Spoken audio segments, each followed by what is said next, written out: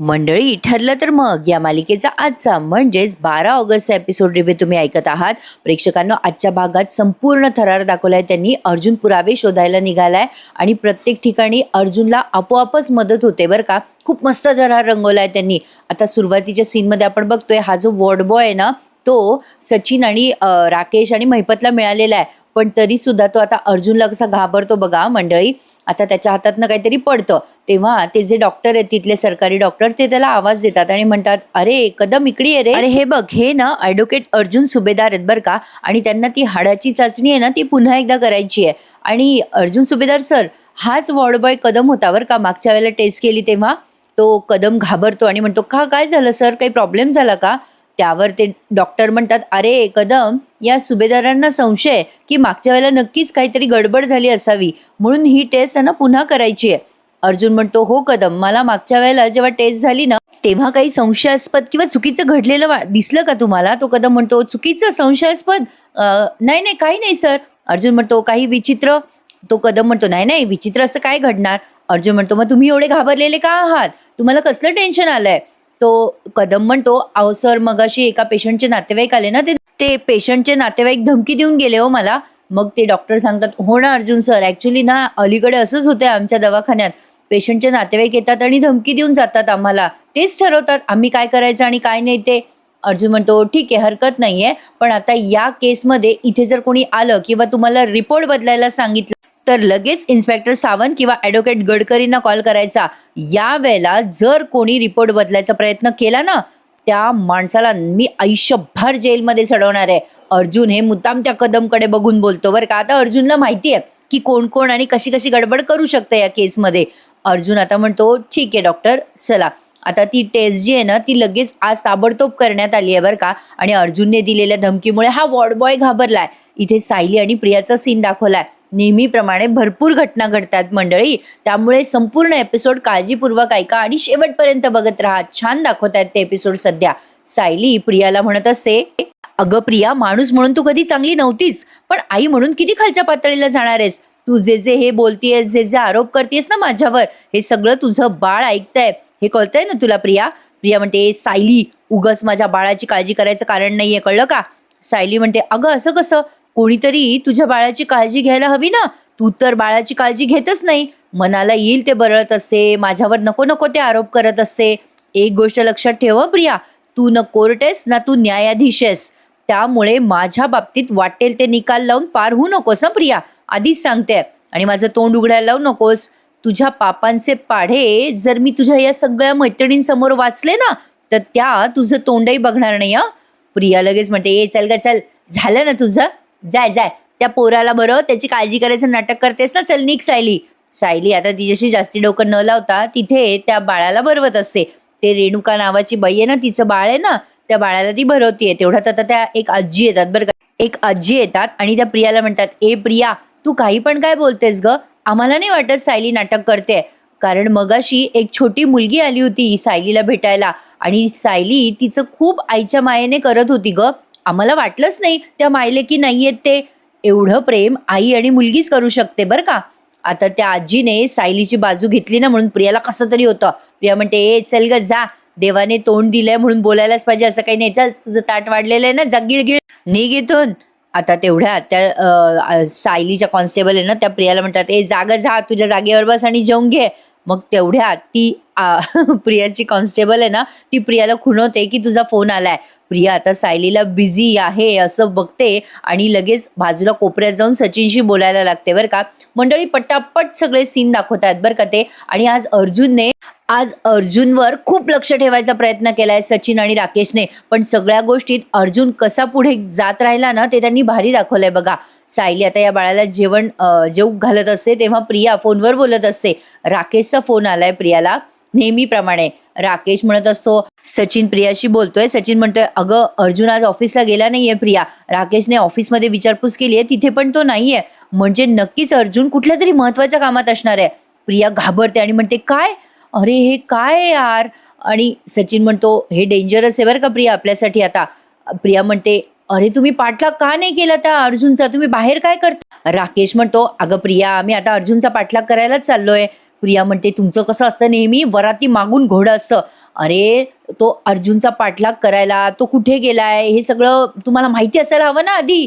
मला एक कळत नाही, कुठे गेला असेल हा अर्जुन आणि त्याने सगळी बाजी उलटवून टाकली आता तर.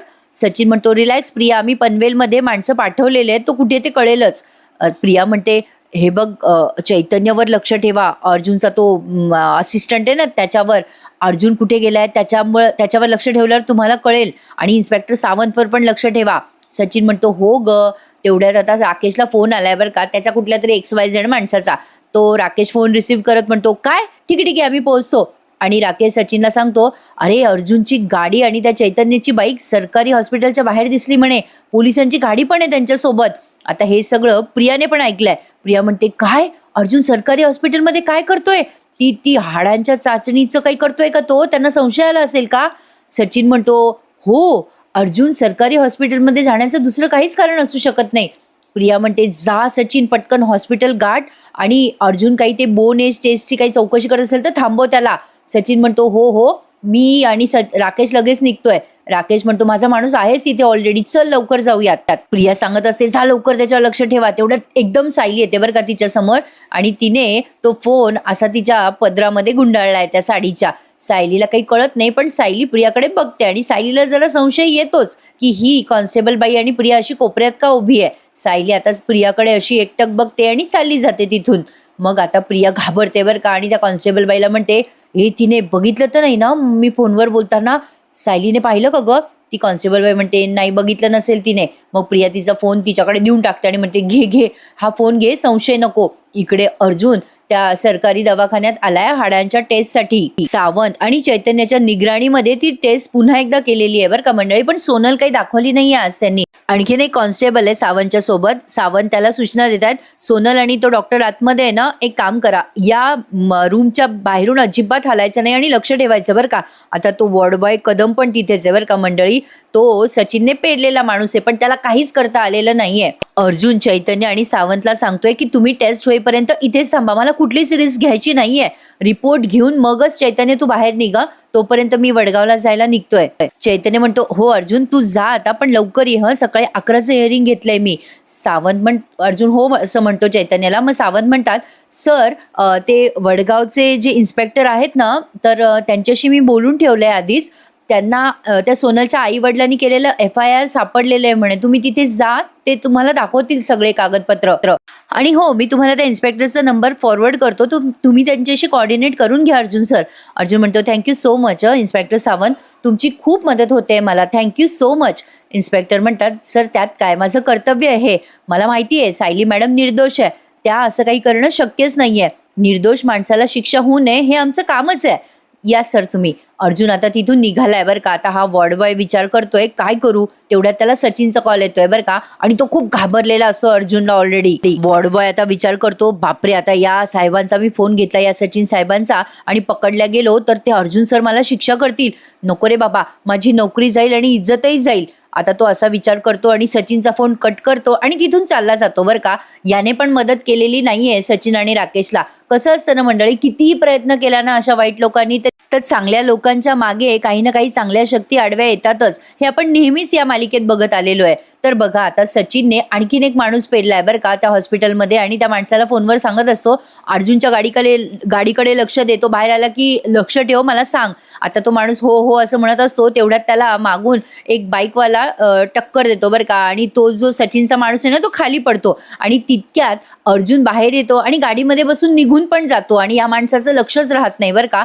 म्हणजे त्याला आता अर्जुनचा पाठलाग करताच आला नाहीये. हा सगळा थरार त्यांनी मस्त रंगवलाय बरं का. तुम्हाला टीव्हीवर सगळे एपिसोड बघायला खूप मजा येणार आहे बरं का मंडळी. अर्जुन आता निघून पण जातो, काही लोक येतात आणि या माणसाला उचलतात, जो हा सचिनचा माणूस आहे ना त्याला, म्हणजे चुकून एका बाईकवाल्याची धडक लागली आहे त्याला. आता अर्जुन गेल्यानंतर तिथे सचिन आणि राकेश येतात आणि विचारतात त्या माणसाला काय रे अर्जुनच्या गाडीवर लक्ष ठेवून होतास ना, आला का अर्जुन बाहेर आणि गेला का इथून तो? त्यावर तो माणूस म्हणतो मला माहिती नाही साहेब. राकेश म्हणतो माहिती नाही काय माहिती नाही, तुला कसं ठेवलं होतं इथे, तुला लक्ष ठेवायला सांगितलं होतं ना. तो माणूस म्हणतो अहो साहेब मी तुमच्याशीच फोनवर बोलत होतो तेव्हा सुभेदारची गाडी इथे उभी होती, पण तेवढ्यात एक बाईकवाला आला, मला टक्कर दिली, मी खाली पडलो आणि त्या सुभेदारची गाडी निघून गेली इथून. सचिन म्हणतो म्हणजे तुझं लक्ष नसताना तो अर्जुन निघून गेला? अर्जुन सोबत तो चैतन्य आणि पोलीस ऑफिसर होता तो तो पण गेला का त्याच्याबरोबर? तो माणूस म्हणतो नाही साहेब मला माहिती नाही. राकेश म्हणतोय काय रे माहिती नाही माहिती नाही म्हणतोय, मूर्ख आहेस का तू? एवढं साधं काम दिलं होतं तुला ते करता नाही आलं का? सचिन म्हणतो थांब जरा, याच्यावर चिडण्यात पॉईंट नाहीये. ए बाबा हे बघ, तुझी बाईक घे आणि अर्जुनच्या गाडीचा पाठलाग कर. ती गाडी दिसली की आम्हाला कळव लगेच, जा तू जा इथून. सचिनने त्या माणसाला पुन्हा पाठवून दिलंय बरं का. आणि इकडे कल्पनाताई, अश्विन आणि प्रतिमा त्या सायलीसाठी आता डबा घेऊन जातात बरं का. बघा आता या सीन मध्ये आपण बघतोय श्वेता डबा भरते आणि कल्पनाताईंजवळ देते. श्वेता डबा भरून आणते आणि कल्पनाताईंना म्हणते मी सायलीताईसाठी खिचडी भरलीये ह यात. कल्पनाताई म्हणतात बाई डबा देता येईल की नाही माहित नाही सायलीला, पण भेटता आलं तरी पुष्कळ झालं. श्वेता म्हणते हो म्हणजे तसं तर अर्जुन सरांनी डबा द्यायची सोय केली असेल ना सायलीताईंना. प्रतिमा त्या म्हणतात माहित नाही ग श्वेता, तिथे गेल्यावरच कळेल बाई. श्वेता म्हणते अर्जुन सर येणार आहे का तुमच्या बरोबर? कल्पनाताई म्हणतात नाही ना अगं, अश्विन येतोय आमच्या बरोबर, अर्जुनला आज वेळच नाहीये. श्वेता आता माहिती काढून घ्यायचा प्रयत्न करत असते बघा. हा श्वेता म्हणते हो का, अच्छा अच्छा सरांना ऑफिसमध्ये कामं असतील ना. कल्पनाताई म्हणतात नाही अगं तो ऑफिसला नाहीये, तो गेलाय पनवेलच्या बाहेर कुठेतरी, त्याला उशीर होईल असं तो सांगून गेला. बघा हा मंडळी, श्वेता खोदून खोदून यांच्याकडनं काढून घ्यायचा प्रयत्न करते पण तिलाही काहीच कळलेलं नाहीये. आता अश्विन म्हणतो आपलं चैतन्याशी बोलणं झालंय, सायली वहिनीला भेटायची परवानगी मिळाली आहे. मग या कल्पनाताई म्हणतात बरं झालं बाबा. अश्विन म्हणतो चला चला डबा तयार आहे का? मग लगेच कल्पनाताई गोलूला श्वेताजवळ देतात आणि त्या श्वेताला सांगतात आम्ही आलोच सायलीला भेटून. तेवढ्यात आता हे सगळे निघून गेल्यावर ही श्वेता तिचा फोन घेते बरं का. हे सगळं तिला प्रियाला कळवायचं असतं. तेवढ्यात अस्मिता येते, त्यामुळे तिला ते प्रियाला कळवता पण आलेलं नाहीये. मस्त दाखवलंय त्यांनी आज, थरार खूप छान रंगवलाय बरं का त्यांनी. म्हणजे हे सगळे खूप प्रयत्न करतायत अर्जुनला गाठायचा, सायलीवर लक्ष ठेवायचा, अर्जुनवर लक्ष ठेवायचा, पण प्रत्येक ठिकाणी हे कसे फेल गेले ना ते मस्त दाखवलंय त्यांनी. तेवढ्यात अस्मिता येते बरं का आणि मग ही श्वेता खाली फोन ठेवून देते. सचिनला कॉल लावत असते श्वेता बरं का आणि तो फोन नेमका उचलत नसतो. अस्मिता येते आणि गोलूला जवळ घेते आणि विचारते जेवला ना ग गोलू? तेवढ्यात आता या श्वेताचा कॉल वाजतो, म्हणजे सचिनने कॉल बॅक केलेला आहे, तिचा फोन वाजतो सॉरी. आणि मग तिला काही फोन उचलता येईना. अस्मिता म्हणते अगं तुझा फोन वाजतोय ना, घे की फोन. श्वेता म्हणते अहो ते अस्मिताताई गोलू आहे ना जवळ आपल्या, म्हणजे असं लहान मुलांच्या जवळ मोबाईलवर बोलू नये ना, ते त्याचे काय म्हणतात ना ते घातक असतात ना लहान मुलांना, आणि ताई ते वापरू नये हो लहान मुलांच्या आजूबाजूला मोबाईल. अस्मिता म्हणते हो बरोबर आहे ग तुझं श्वेता, त्या वेव्स खूप हानिकारक असतात ना.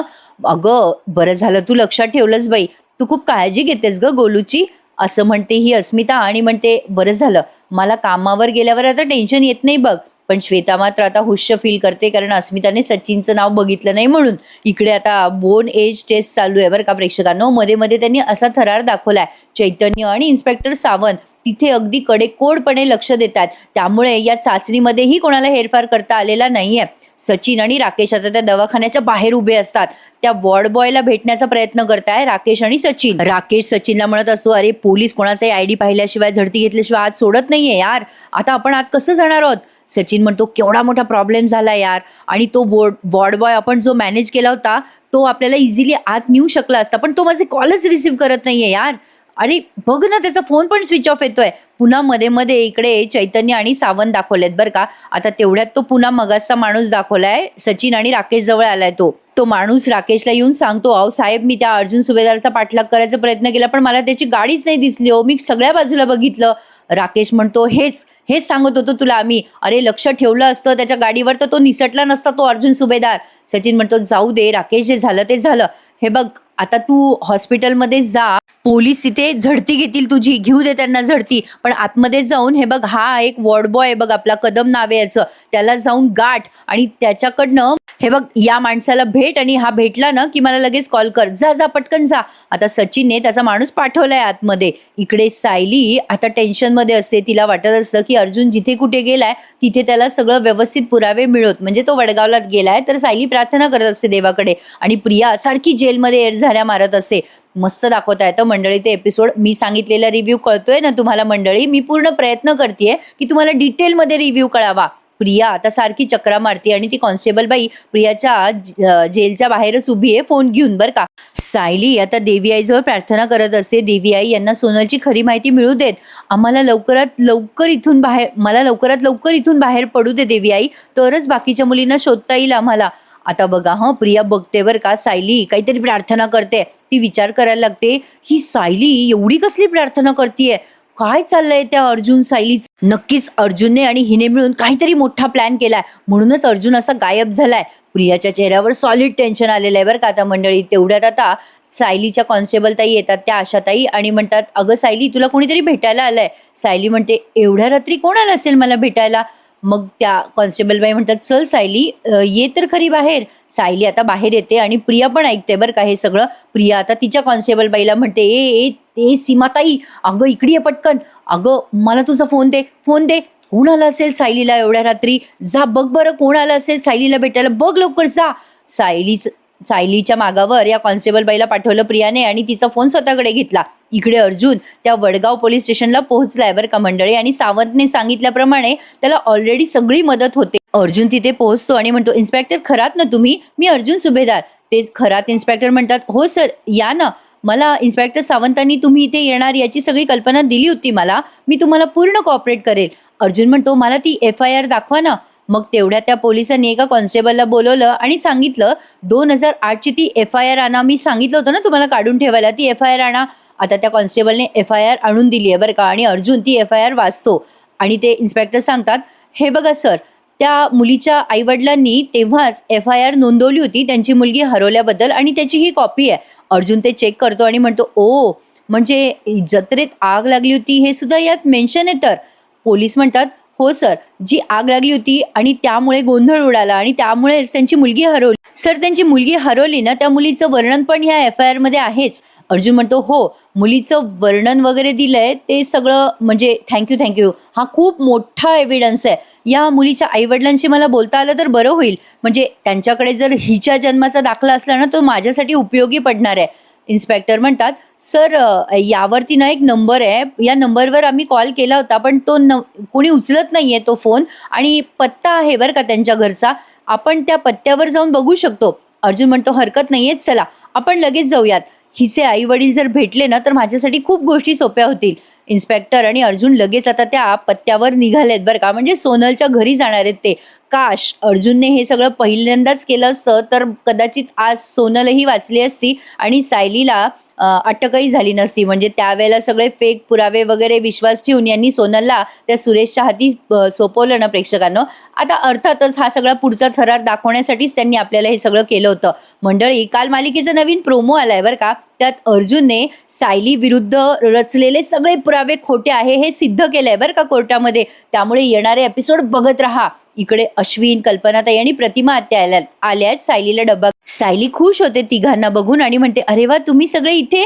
अश्विन म्हणतो, हो अगं वहिनी, चैतन्य बोलला होता आणि त्याने खास परमिशन घेतली तुझ्यासाठी, आम्हाला इथे डब्बा घेऊन आलोय आम्ही तुझ्यासाठी. सायली म्हणते, बरं केलं.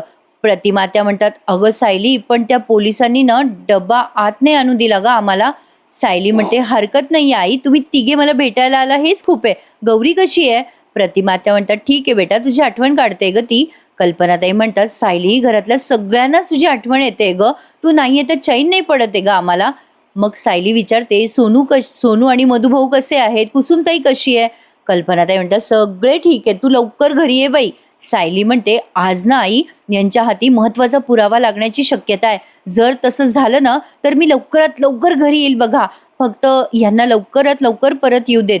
बरं, ह्यांचा काही फोन आला का तुम्हाला? अश्विन म्हणतो, नाही अगं वहिनी, मी दादाला फोन करतोय पण त्याचा कॉल लागत नाहीये.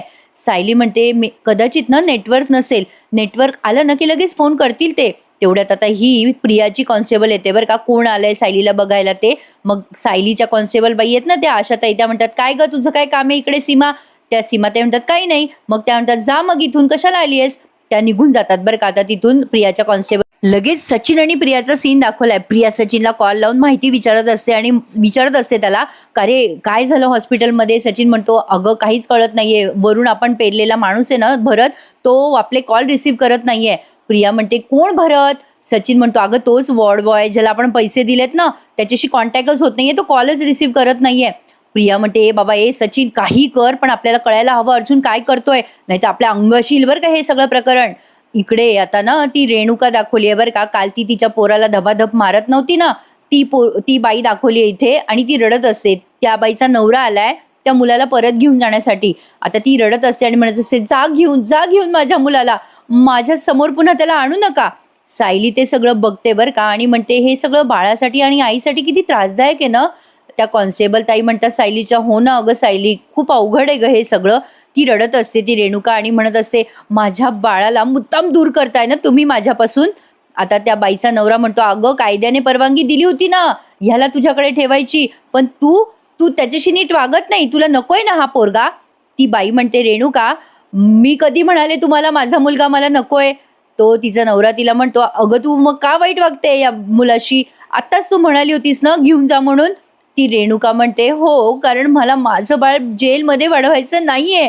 मी काय करू, मला मला त्याच्यापासून दूर पण नाही राहायचंय हो, मी काय करू. मी गुन्हा केलाय पण शिक्षा मात्र माझं बाळ भोगतंय, काय करू मी, तुम्हीच सांगा ना. असं ती रडते रडते आणि तेवढ्यात त्या मुलाला घेऊन जातात बरं का. आणि ती खूप मोठ्या मोठ्याने रडत असते, म्हणजे आक्रोश करत असते, माझं बाळ माझं बाळ. हे सगळं बघून सायलीला फार वाईट वाटलंय. मला ना असं वाटतंय मंडळी, हा सीन जो त्यांनी दाखवलाय ना, कदाचित उद्या हे सगळं भविष्य प्रियाचं आपल्याला बघायला मिळणार आहे बरं का. म्हणजे कदाचित प्रियाच्या बाबतीत असं होऊ शकतं, म्हणून सायलीला वाईट वाटू शकतं, म्हणून हा सीन त्यांनी दाखवला असावा.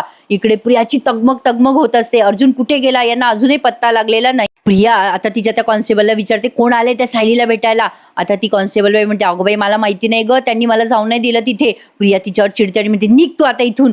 काय झालं असेल, हा अर्जुन कुठे गेला असेल. नाही नाही नाही नाही, एकही गोष्ट माझ्या मनासारखी होत नाहीये, मी काय करू आता. एक जरी गोष्ट निसटली ना तर सगळं अवघड होऊन बसेल, असं प्रिया मनाशीच बडबड करत असते आणि खूप बेचैन झालेली असते. आणि आजचा हा एपिसोड त्यांनी इथेच संपवला. आता बघा मंडळी, उद्याच्या भागात त्यांनी दाखवलंय अर्जुन आता त्या सोनलच्या घरी पोहोचलाय, पण तिथे बऱ्याच वर्षापासून कोणीच राहत नसतं. अर्जुन विचारतो त्याच्या सोबतच्या माणसाला, म्हणजे शेजारच्या माणसाला, इथे फॅमिली राहते यांच्याबद्दल तुम्हाला काही माहिती आहे का. तो माणूस म्हणतो, बरेच वर्ष झाले, ते तर गाव सोडून गेलेत. आणि डायरेक्ट आता कोर्ट सीन दाखवलाय बरं का. सचिन आणि राकेश वेषांतर करून तिथे बसलेत आणि अर्जुनला यायला नेमका उशीर झालाय. थोडासा ट्विस्ट रंगवलाय, थरार रंगवलाय त्यांनी.